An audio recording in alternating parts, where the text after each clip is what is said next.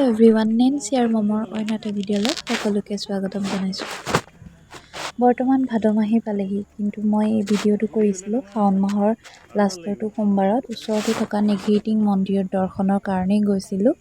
আমি আৰু আমাৰ ভণ্টি পৰিয়ালৰ সৈতে একেলগ হৈ পেলাই মন্দিৰ দৰ্শনৰ কাৰণে গৈছিলোঁ। শাওণ মাহ চলি থকাৰ কাৰণে আমাৰ দৰে ভক্ত বহুত আহিছিলে সেইদিনা দৰ্শনৰ কাৰণে। অইন দিনে ইমান ভক্ত নাথাকে, শাওণ মাহৰ কাৰণে ভক্তৰ ভিৰ হৈছিলে আৰু সেইটো কাৰণে চাকি জ্বলাবলৈ ভিতৰত বাহিৰে সমানেই দিয়া হৈছিলে। চাকি জ্বলাব গৈ ভিতৰৰ ভাগ দেখুৱাম বুলি ভাবিছিলোঁ, যদিও দেখাবলৈ নোৱাৰিলোঁ, কাৰণ ভিতৰৰ ভাগ ইমানেই মানুহৰ ভিৰ আছিলে যে মই মোবাইল ওলাবলৈকে নোৱাৰিলোঁ। সেইটো কাৰণে ভিতৰৰ ভাগ দেখাবলৈ নোৱাৰিলোঁ।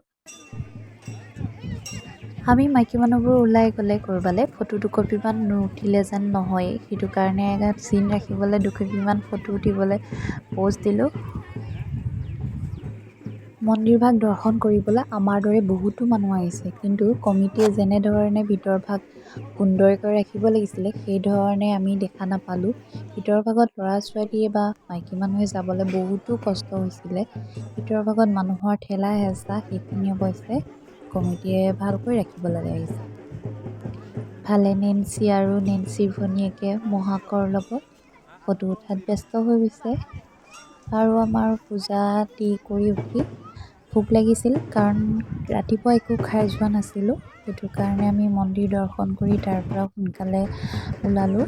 আৰু নেন্সিও ওচৰতে ঢাক ঢোল বজাই আছিলে, সেইটো কাৰণে নাচিবলৈ তাই গাটো আহি আছিলে, হাতকেইখন তাই নাচো নাচো কৰি আছিলে।